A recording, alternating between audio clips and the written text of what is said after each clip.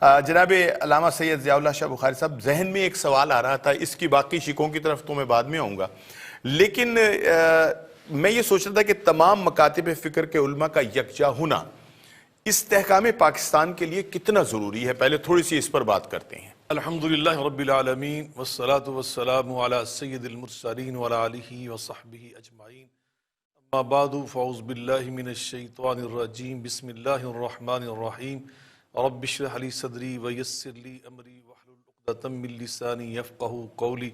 بلا شبہ رانا صاحب آج آپ نے بہت اہم موضوع منتخب کیا، اور اس کے حوالے سے بھی جو آپ نے اپنی ابتدائی گفتگو کے بعد سوال اٹھایا ہے، استحکام پاکستان کے لیے علماء کرام کا اتحاد اور پوری قوم کو متحد ہونے کا پیغام دینا، اس کی کیا اہمیت ہے؟ بلا شبہ اس میں کوئی شک و شبہ نہیں ہے کہ اسی لیے اللہ تعالیٰ نے ہمیں خود قرآن مجید فرقان حمید میں یہ حکم دیا ہے وَاعْتَصِمُوا بِحَبْلِ اللَّهِ جَمِيعًا وَلَا تَفَرَّقُوا، کہ کبھی اختلافات اور جو فرقہ واریت کے انداز کے اختلافات ہیں اس میں مبتلا نہ ہونا، اللہ کی رسی کو مضبوطی سے تھام کر رکھو۔ کتاب اللہ اور سنت رسول اللہ صلی اللہ علیہ وسلم، یہ اللہ کی رسی ہے، نبی پاک صلی اللہ علیہ وسلم کو اسوہ مبارکہ، اور اسی طرح نبی پاک فرمایا کہ الا وانی اوتیت الکتاب ومثلہ معہ، مجھے اللہ نے کتاب اللہ بھی عطا کی اور مثل کتاب اللہ بھی عطا کی ہے۔ تو بلا شبہ نبی پاک صلی اللہ علیہ وسلم کا اسوہ مبارکہ یہ ہمارے لیے مشعل راہ ہے، اور یہ سرچشمہ ہدایت ہے، صداقت ہے۔ تو ان چیزوں کے ساتھ مضبوطی سے وابستہ ہو جانا یہ ہمارے سمجھتا ہوں صداقت کی نشانی بھی ہے، اور صراط مستقیم بھی ہے، ہمارے لیے روشنی کا معیار بھی ہے، اور یہی اتحاد کا راستہ ہے۔ اللہ تعالیٰ نے ہمیں جو پیغام دیا ہے کہ اگر تم متحد رہنا چاہتے ہو تو کتاب و سنت کی تعلیمات پر تمہیں عمل پیرا ہونا ہوگا۔ کتاب و سنت کی تعلیمات بڑی واضح ہیں، نبی اللہ قرآن میں فرمایا ان الذین فرقوا دینهم وکانوا شیعا لست منهم فی شیء، جو اپنے دین کے اندر اختلافات اس انداز کے پیدا کرتے ہیں کہ ایسی تفریق پیدا ہوتی ہے کہ فرقے ہو جاتا ہے وہ پوری ملت اسلامیہ کا نظام اور سسٹم۔ فرمایا میرے محبوب کریم علیہ السلام آپ کا ان کے ساتھ کوئی تعلق نہیں، وہ آپ کی امت کے برائے نام لوگ ہیں، انہوں نے آپ کے دین کو بگاڑا ہوا ہے۔ اور خود نبی کریم علیہ السلام نے کیا فرمایا؟ آپ فرماتے ہیں المسلم للمسلم کالبنیان یشد بعضہ بعضا، ایک مسلمان دوسرے مسلمان کے لیے ایسے ہے جیسے ایک اینٹ دوسری اینٹ کے ساتھ مل کر ایک سیسا پلائی دیوار بنتی ہے۔ آقا فرماتے ہیں کہ مثل المؤمنین فی توادہم وتراحمہم وتعاطفہم کمثل الجسد الواحد، جیسے ایک جسم کی مثال ہوتی ہے ایسے ہی امت واحدہ کے جو افراد ہوتے ہیں ان کی بھی ایسے آپس میں یگانگت میں تعلق میں مثال ہونی چاہیے۔ یعنی اس طرح ایک مستحکم اور مضبوط قوم بن کر ایک مضبوط وطن، ایک مضبوط دیس، اس کی بنیاد اور اس کا دفاع کرتے ہیں۔ آج دیکھ لیں کہ پوری امت کا اتفاق اور اتحاد ہو جائے تو ہمارے جو دفاعی ادارے ان کو ہم کس قدر ان کے پشتیبان بن کے کھڑے ہو جائیں، یقینی طور کے اوپر آسانیاں پیدا ہوتی ہیں۔ اس کے لیے یقیناً اس کے لیے ہمیشہ پہلے بھی ضابطہ اخلاق آیا مختلف ادوار میں، اور ابھی تازہ کچھ عرصہ پہلے جس کا بھی جو ایک جملہ کہہ کے بات ختم کر، متحدہ علماء بورڈ نے ابھی جو ضابطہ اخلاق جاری کیا جس کی بات آپ کر رہے تھے، اسی کے اندر یہ درج ہے کہ پیغام پاکستان کو قانونی اور آئینی حیثیت دے دی جائے۔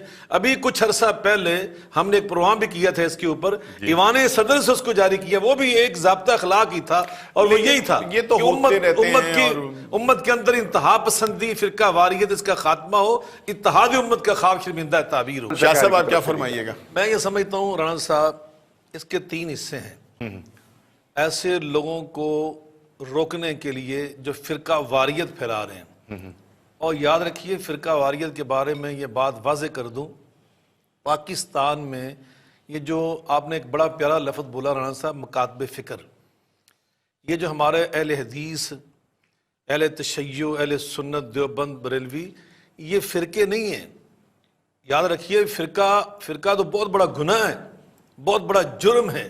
ہمارے اسلاف وہ تو بہت اللہ والے لوگ تھے، وہ ایسے مجرم جرم کرنے والے لوگ نہیں تھے، وہ تو اللہ والے اہل اللہ لوگ تھے۔ کیا بات ہے، کیا بات ہے۔ اس لیے کہ جو ہوتا نا فرقہ یہ تب بنتا ہے جب وہ گروہ اصول دین کو چھوڑ دے۔ اصول دین 5 نمازیں ہیں، اصول دین حج بیت اللہ ہے، اصول دین رمضان کے روزے ہیں، اصول دین شہادتین ہے، اصول دین بیت اللہ کی جانب رخ کر کے اس کو قبلہ سمجھ کے نمازیں پڑھنا ہے۔ اب ان اصول دین زکوٰۃ ہے، اب ان اصول دین میں کسی کو اختلاف ہے؟ کسی نے کبھی کسی نے کہا کسی ان مکتب فکر میں سے کہ جناب ہم رمضان کے روزے نہیں رکھیں گے، اس کی بجائے ہم ربیع الاول میں رکھ لیں گے، محرم الحرام میں رکھیں گے؟ نہیں، سب کہتے ہیں رمضان ہمارا مہینہ سال کے بعد۔ یہ ان اصول دین پہ جب سب کا اتفاق ہے تو یہ فرقے نہیں ہیں۔ اب اصول دین کی تشریحات میں میری رائے کوئی اور ہو سکتی ہے، علم کی بنیاد پر آپ کی کوئی اور ہو سکتی ہے، ڈاکٹر صاحب کی کوئی اور رائے ہو سکتی ہے۔ یہ اسلام کی وسعت اور جامعیت ہے، اس کی گنجائش ہے، یہ مکاتب فکر ہے۔ تو اس لیے کوئی فرقہ نہیں۔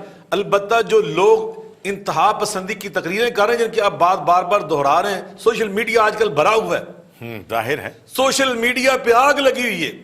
یہ کون لوگ ہیں؟ یہ فرقہ واریت نہیں کر رہے ہیں، یہ ضلالت، خباثت اور رذالت کر رہے ہیں، یہ جہلا کا ٹولہ ہے، یہ فتنہ پرداز لوگ ہیں، یہ فسادی لوگ ہیں، جن کے بارے میں اللہ قرآن میں فرما رہا ہے وَيَسْعَوْنَ فِي الْأَرْضِ فَسَادًا۔ یہ اللہ کی روح زمین کو، یہ وطن عزیز کو فتنہ و فساد سے بھرنا چاہتے ہیں۔ میں انہی کے مطلب کی کہہ رہا ہوں، زبان میری ہے، بات ان کی، میں انہی کی محفل سجا رہا ہوں، چراغ میرا ہے، رات ان کی۔ یہ کسی مکتب فکر کی ترجمانی نہیں کر رہے۔ سیدہ فاطمہ الزہرا پر وہ یعنی میں سمجھتا ہوں برا لفظ بولنے والا انسان جو ہے، منسوب کرنے والا، وہ کس مسئلے کی ترجمانی کر رہا ہے؟ مجھے بتائیے۔ شاہ صاحب اس طرف بھی میں صدیق اکبر کے اوپر کیچڑ اچھالنے والا بندہ وہ کس کی ترجمانی کر رہا ہے؟ ایک چھوٹا یہ فسادی لوگ ہیں۔ لیکن گفتگو سے پہلے ایک موڑ ایسا آیا تھا کہ جب شاہ صاحب جو تھے وہ بہت جس کو کہنا چاہیے کہ گرم جوشی کے ساتھ میرے سوال کا جواب دے رہے تھے، ان کے کچھ بیچ میں کچھ معاملات رہ گئے تھے۔ میں نے ٹوک دیا کہ جناب بریک ہے تو بریک کے بعد آ کر بات کرتے ہیں۔ میں پہلے شاہ صاحب کی طرف ہی چلوں گا کہ جی آپ اپنی گفتگو مکمل کیجیے۔ جی میں رانا صاحب عرض یہ کر رہا تھا جی کہ یہ لوگ جو اس وقت جس کو ہم فرقہ واریت کا نام دے دیتے ہیں، یہ فرقہ واریت نہیں ہے، یہ مجرم لوگ ہیں۔ یہ پاکستان کو غیر مستحکم کرنے کے لیے، آپ نے لفظ استحکام بولا تھا، یہ پاکستان کی جڑیں کھوکھلی کرنے کے لیے ایسی حرکتیں کر رہے ہیں۔ اس لیے میں نے وہ شعر پڑھا تھا، یہ کسی اور کے مطلب کا کام کر رہے ہیں۔ یہ پاکستان کسی مکتب فکر کی ترجمانی نہیں کر رہے ہیں۔ ہر مکتب فکر کے ممتاز قائدین اور علماء نے لوگوں کی مذمت کی ہے، اور انہوں نے ضابطہ اخلاق جس دور میں بھی پیش ہوا ہے اس پہ سائن کیے، سب نے اس کے ساتھ دیے، اتفاق کیے۔ اب رہی بات ان کو روکا کیسے جائے؟ نبی صلی اللہ علیہ وسلم نے ارشاد فرمایا من رأى منکم منکرا فلیغیر بیدہ فإن لم یستطع فبلسانہ فإن لم یستطع فبقلبہ وذلک اضعف الایمان۔ اگر تم منکر دیکھو نا، اس کو ہاتھ سے روکو، اگر اس کی استطاعت نہیں تو زبان سے روکو، اس کی نہیں ہے تو دل سے برا جانو۔ ہاتھ سے روکنا یہ گورنمنٹ کی ذمہ داری ہے، نیشنل ایکشن پلان موجود ہے، اس کا جو ہے نا وہ تو ایکٹیو ہی نہیں ہے، اس کو ایکٹیو کرنے کی ضرورت، حکومت کا فرض ہے کہ اس کو ایکٹیو کریں، اور ایسے مجرموں کے ایکٹیو سے مراد میں رہی ہے کہ اس پر عمل درآمد اگر ہوتا ہے تو وہ ایکٹیو ہوتا ہے نا جی، اس پہ عمل ہو جائے تو یہ لوگ ان کا سدباب ہو جائے۔ ہمیں کسی کو کافر حق قرار دینے کا کون سا حق دیا ہے ہمارے رب نے یا ہمارے قرآن نے یا نبی کریم صلی اللہ علیہ وسلم نے؟ کہیں ایسا ہے؟ بہت اچھی بات کی آپ نے رانا صاحب۔ میں سمجھتا ہوں آج اس سوال کو اجاگر کرنے کی، اس کے جواب کو بھی اجاگر کرنے کی ازحد ضرورت ہے۔ میں نے 5 سال مدینہ یونیورسٹی مدینہ منورہ میں تعلیم حاصل کی ہے، جی اور جو ہم نے وہاں بنیادی نقطہ نظر سیکھا نا، میں آپ کو سنانا چاہتا ہوں، آپ کا ایمان تازہ ہوگا۔ یہ ہمیں پیغام دیا، ہمارے دلوں پہ دماغوں پہ نقش کیا گیا کہ لا نکفر احد من اہل القبلہ، لا نکفر احد من اہل القبلہ، اہل قبلہ میں سے کوئی بھی ہو ہم اس کو کافر نہیں کہہ سکتے، چاہے وہ جس طرح بھی نماز پڑھ رہا ہے، اس کا کوئی مکتب فکر ہے۔ مسلمانوں کے جو مکاتب فکر ہیں ان میں سے ہم کسی کو مکتب فکر کے اختلاف کی بنیاد پر ہم کافر نہیں کہہ سکتے، یہ بالکل حرام ہے، اس کی قطعاً گنجائش نہیں ہے۔ اس لیے کسی مسلمان کو یہ حق حاصل نہیں ہے وہ دوسرے مسلمان کو کافر کہے۔ نبی کریم علیہ الصلوۃ والسلام نے ہمیں پتہ کیا تعلیم دی؟ فرمایا المسلم من سلم المسلمون من لسانی و یدی۔ مسلمان وہ ہوتا ہے کہ جس کی زبان کے شر سے اور جس کے ہاتھ کے شر سے دوسرا مسلمان محفوظ ہو جائے۔ اب آگے جو فرمایا نا، مسلمان سے اوپر والا درجہ ہوتا ہے مومن کا۔ سورہ الحجرات میں اللہ تعالیٰ فرماتے ہیں وَقَالَتِ الْأَعْرَابُ آمَنَّا قُل لَّمْ تُؤْمِنُوا وَلَكِنْ قُولُوا أَسْلَمْنَا وَلَمَّا يَدْخُلِ الْإِيمَانُ فِي قُلُوبِكُمْ۔ اللہ تعالیٰ فرماتے ہیں یہ عربی کہتے ہیں ہم ایمان لے آئے، ان سے فرمایا ابھی تم ایمان نہیں لائے ہو، ابھی تم مسلمان بنے ہو، ابھی تم مومن نہیں بنے ہو۔ معلوم ہوا کہ مسلمان کا درجہ نیچے ہے، مومن کو اوپر ہے۔ آپ فرماتے المومن من آمنہ الناس ولا دمائم اموالی، جب بندہ مومن بن جاتا ہے تو اس کے اندر اتنی خیر اور برکت پیدا ہو جاتی ہے کہ اس سے شر مسلمانوں کو نہیں، کسی انسان کو نہیں پہنچتا، چاہے وہ غیر مسلم ہی کیوں نہ ہو، اس کے لیے تو اس سے فیض ہی اور فیض پہنچتا ہے۔ تو مسلمانوں کو تو یہ چاہیے دوسرے مسلمانوں کو شر پہنچانے کی بجائے، انہیں کافر قرار دینے کی بجائے، جو ان کے ملکوں کے اندر غیر مسلم بھی رہتے ہیں نا، وہ ان کے ساتھ بھی حسن سلوک کریں، اس ضابطہ اخلاق کے اندر بھی، پیغام پاکستان کے اندر بھی، جو پہلے ہمارے ضابطہ اخلاق جب اس ان سب کے اندر بھی جو غیر مسلم یہاں پہ پاکستانی شہری رہتے ہیں نا، ان کے ساتھ حسن سلوک کی تعلیم دی گئی ہے، جو کتاب و سنت کی تعلیم۔ جہاں تک تعلق ہے نا اسلامی نظرتی کونسل کا یا متحدہ علماء بورڈ کا، اس طرح کے جو ہمارے ادارے ہیں، ان کا کام جیسے ابھی ڈاکٹر صاحب نے بڑی وضاحت سے یہ بات واضح کرنے کی، یعنی بڑی وضاحت کے ساتھ اس بات کو کھولا ہے، وہ یہی ہے کہ ان کا کام ہے سفارشات مرتب کرنا، کتاب و سنت کی تعلیمات و ہدایات کی روشنی میں ہر مشکل کا حل تلاش کر کے پیش کر دینا، اب اس کے مطابق اس کو نافذ کرنا اور مجرم کو پکڑنا، اس کو سزا دینا، اس کی تحقیق پوری کرنے کے بعد اس کے اوپر فرد جرم عائد کرنا، یہ کام نہ متحدہ علماء بورڈ کا ہے اور نہ اسلامی نظریاتی کونسل کا ہے۔ انہوں نے اپنا فرض ادا کر دیا، یہی انہوں نے بار بار بات سمجھائی ہے کہ مفتی اور قاضی میں فرق ہوتا ہے۔ اتفاق سے مدینہ یونیورسٹی کی جو اس وقت میرے دور میں 5 بڑی فیکلٹیز تھی، ان میں جو سب سے بڑی فیکلٹی تھی وہ تھی اسلامک لا کی، کلیت الشریعہ اس کو کہتے ہیں، تو میں نے الحمدللہ اسی میں 5 سال پڑھا ہے، اسی میں الحمدللہ یونیورسٹی کو ٹاپ کیا، تو اس میں مفتی اور قاضی بنائے جاتے ہیں، تو میں نے یہ قضاء اور افتاء کا ہی علم پڑھا تھا، تو اس لیے ان کی بات مجھے بڑی سمجھ آ رہی ہے کہ وہ بار بار جو بڑے درد دل سے بات واضح کر رہے تھے کہ آج ہمارا پرابلم یہی ہے کہ ہم نے عام پبلک سے ہم کیا کہیں، یا تو علماء کا بڑا عجیب و غریب مسئلہ بڑا گمبھیر نظر آتا ہے، سچی بات، اور مجھے نبی صلی اللہ علیہ وسلم کی حدیث پاک یاد آتی ہے، آپ فرماتے ہیں جب قیامت قریب آ جائے گی نا، اس کی نشانیاں یہ ہیں اور یہ ہیں یہ، ان میں ایک نشانی آپ نے یہ ارشاد فرمائی، اتخذ الناس رؤوسا جہالا واذا سئلوا فافتوا بغیر علم فضلوا واضلوا، کہ لوگ ایسے لوگوں کو اپنے مفتی بنا لیں گے کہ جو جہلا ہوں گے، ان کے پاس جو مطلوبہ علم ہے نا وہ نہیں ہوگا ان کے پاس، پھر نتیجہ کیا نکلے گا جب ان سے سوالات کیے جائیں گے نا دین کے بارے میں، فافتوا، اندازہ کریں 1400 سال پہلے آمنہ کے لال عبداللہ کے چاند ہمارے آقا و مولا علیہ السلام نے ہمیں کیا نشاندہی فرمائی، فرمایا اس مرض کی نشاندہی 1400، فرمایا فافتوا، فتوے دیں گے بغیر علم کے، اور اس کا رزلٹ کیا ہوگا، فضلوا، وہ خود بھی بھٹک جائیں گے، واضلوا، اور جو ان سے سوالات بیچارے کریں گے وہ بھی گمراہ ہو جائیں گے۔ اس لیے اللہ نے قرآن پاک میں پتہ کیا فرمایا، فاسألوا اہل الذکر ان کنتم لا تعلمون، اگر تمہارے پاس علم نہ ہو اور تم علم حاصل کرنا چاہتے ہو دین کا، یہ نہیں فرمایا فاسألوا اہل العلم کہ جا کے اہل علم سے پوچھنا، فرمایا فاسألوا اہل الذکر، اہل ذکر سے پوچھنا۔ کیوں؟ اہل ذکر وہ علماء ہوتے ہیں کہ جن کے پاس علم بھی ہوتا ہے، اور علم کے جتنے شعبہ جات ہوتے ہیں نا، ان سارے شعبہ جات کی معلومات وہ مکمل رکھتا ہے، اور اس کے ساتھ ساتھ عمل بھی ہوتا ہے، تقوی بھی ہوتا ہے، للہیت بھی ہوتی ہے، تجربہ ہوتا ہے، بصیرت ہوتی ہے، فراست ہوتی ہے، اور دانش مندی ہوتی ہے۔ یہ ساری چیزیں جب اکٹھی ہوتی ہیں نا، پھر بندہ اہل ذکر ہوتا ہے، پھر وہ اس قابل ہوتا ہے کہ اس کو مفتی سمجھا جائے یا اس کو قاضی بنایا جائے۔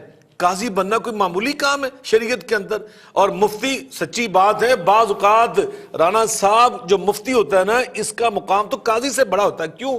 قاضی جو فیصلے کرتا ہے دنیا کے، اور مفتی کا جو فتویٰ ہوتا ہے اس کا تعلق تو آخرت کے ساتھ بھی ہوتا ہے نا، انسان کے ایمان اور کفر کے ساتھ بھی ہوتا ہے کہ یہ عقیدہ کفر ہے، یہ عقیدہ اسلام اور ایمان ہے، تو بلا شبہ یہ بڑی اہمیت کی باتیں۔ تو باہر کیا ہم بات یہ کر رہے تھے کہ ہماری اسلامی نظریاتی کونسل، متحدہ علماء بورڈ، ہم اصل میں ان کے وجودوں کے اوپر یا ان کی خدمات پہ بات نہیں کر رہے، ہم بات یہ کر رہے ہیں کہ پاکستان کے اندر اس وقت جو فرقہ واریت پیدا کرنے کی، مکاتب فکر کے درمیان فرقہ واریت پیدا کرنے کی جو سازش کی جا رہی ہے، ہم نے اس کی مذمت کرنی ہے، ہم نے اس کو کنڈم کرنا ہے، اور جو اہل سنت کے نام پر یہ اہل تشیع کے نام پر، اہل بیت کے نام پر یا صحابہ کرام کے نام پر اس طرح کی باتیں کر رہے ہیں، میں سمجھتا ہوں یہ نہ ملک کی خدمت ہے نہ دین کی خدمت ہے۔ آپ مجھے ایک جملہ کہنے کی اجازت دیں، اہل بیت اطہار کے فضائل کیا اس بات کے محتاج ہیں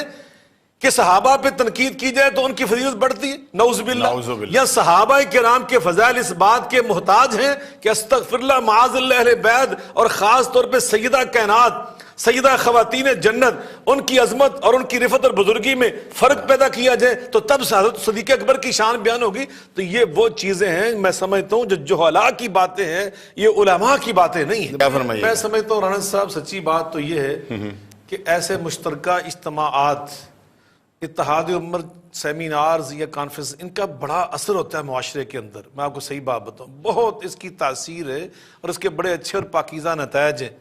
ابھی جب یہ بہت ایک سوشل میڈیا کے اوپر جنگ نظر آ رہی تھی نا، ابھی فرقہ واریت کی ہم نے دوبارہ جو دیکھی ہے اہل بیت اطہار کے حوالے سے، صحابہ کرام کے حوالے سے، تو ابھی راولپنڈی میں عیدگاہ شریف میں پیر نقیب الرحمان صاحب مدثر العلی کی زیر صدارت ایک بہت بڑی اتحاد امت کانفرنس ہوئی ہے۔ میں بھی وہاں حاضر تھا، ڈاکٹر صاحب بھی وہاں تشریف فرما تھے، تمام مکاتب فکر کے جو جید علماء اور قائدین سب اس میں شریک ہوئے اور سب نے وہاں پر بڑے پاکیزہ خیالات کا اظہار کیا، اور میں سمجھتا ہوں اس کے اثرات سارے پاکستان میں گئے۔ ابھی ہم سرگودا میں گئے، پھر اس سے پہلے فیصل آباد میں گئے، آج ابھی میں یہاں سے فارغ ہونے کے بعد جا رہا ہوں سیدھا حافظ آباد پریس کلب میں، وہاں ہم نے متحدہ جمعیت نے ایک پروگرام رکھا ہوا ہے۔ تو یقیناً ان چیزوں کے بڑے اثرات مرتب ہوتے ہیں، اس میں نہیں، ہاں جہاں تک تعلق ہے کہ وہ ایسے عناصر کہ نظر آ رہا ہے کہ یہ فرقہ واریت پھیلا رہے ہیں، تو یہ اصل میں یہ مرکزی قیادت نہیں ہوتی، یہ ذمہ دار علماء نہیں ہوتے جن کی بھی بار بار نشاندہی کی ڈاکٹر صاحب نے۔ یہ وہ لوگ ہیں جن کے بارے میں علامہ اقبال رحمۃ اللہ علیہ نے فرمایا تھا کہ واعظ قوم میں وہ پختہ خیالی نہ رہی، برق طبی نہ رہی، شعلہ مقالی نہ رہی، رہ گئی رسم اذاں روح بلالی نہ رہی، فلسفہ رہ گیا تلقین غزالی نہ رہی۔ ان کے پاس سچی بات نہ علم ہے نہ تفقہ فی الدین ہے، نہ ان کے پاس اخلاص ہے، نہ ان کے پاس للہیت ہے۔ یہ وہ عناصر ہیں جن کے بارے میں میرے آقا علیہ الصلوۃ والسلام نے فرمایا تھا تعس عبد الدینار، تعس عبد الدرہم، تعس عبد الخمیسہ، تعس عبد الخمیلہ۔ یہ جبہ و دستار کے بندے بنے ہوئے ہیں، یہ درم و دینار کے بندے بنے ہوئے ہیں، یہ اللہ کے بندے نہیں اچھا بنے جی، ہوئے۔ آپ نے سفارشات دے دی، جی دونوں سے ہی سوال ہے یہ۔ جی، آپ نے تو سفارشات مرتب کر کے دے دی ریاست کو کہ یہ لیجئے، یہ ایسے سے کر لیجئے۔ اب اگر ان پہ عمل درآمد نہیں ہوتا تو پھر آپ ان کے خلاف کیا کریں گے؟ ہم کچھ بھی نہیں کر سکتے۔ تو پھر کیا فائدہ ہے ایسے بورڈ بنانے کا جب کچھ نہیں کر سکتے؟ ہم تو وہی کہہ رہے ہیں کہ معاملہ نظریاتی کونسل 1000 مرتبہ سفارشیں دے چکی ہے، چیخ پکار جب کر آپ کی چکی بات ہی ہے۔ نہیں مانی جا رہی تو پھر مطلب یہ کہ نہیں، پھر نہیں، ان کے خلاف بھی تو کچھ میں نے نہیں۔ حدیث پاک جی پیش کی تھی، میرے آقا علیہ السلام نے فرمایا برائی کو روکنے مطلب پھر انہیں دل سے ہی برا مانے جاؤ اور تو کچھ نہیں ہے۔ لیکن حقائق سامنے آ جاتے ہیں، کم از کم بات ہوئی آ جاتی، پبلک کو پتہ چل جاتا ہے خیر و شر کیا ہے۔ اس میں 3 چیزیں ہیں، دل سے برا جاننا ہے پبلک نے، عوام نے جو جلسے کرواتی ہے، جو ایسے لوگ کو بلواتی ہے، ان سے اشتعال انگیز تقریریں کرواتی ہے، ان کو یہ فرمایا کہ تم دل سے برا جانو، ایسے لوگوں سے نفرت کرو، ان سے بیزاری کے اظہار کرو، یہی ضابطہ اخلاق کہہ رہا ہے۔ تو الحمدللہ ہماری ان چیزوں سے اثر ہو رہا ہے، بہت سارے لوگوں نے ان کو بلانا چھوڑ دیا ہے، ان کو منہ لگانا چھوڑ دیا ہے۔ جو درمیان والا طبقہ ہے نا، زبان سے روکو۔ ابھی جو آپ پروگرام کر رہے ہیں نا، یہ وہ طبقہ ہے۔ ابھی ڈاکٹر صاحب اور میں جو اظہار خیال کر رہے ہیں، ہم وہ لوگ ہیں، ہم اپنی ذمہ داری، ہم نے تو اپنا رول جو ہے وہ ادا کر دیا، اور اب یہ کہ یہ ہے زبان سے روکنا۔ بالکل اسلامی نظریاتی کونسل ہم زبان سے، اور زبان قلم کی بھی ہوتی ہے۔ شاہ صاحب میں آپ کا شکریہ ادا کروں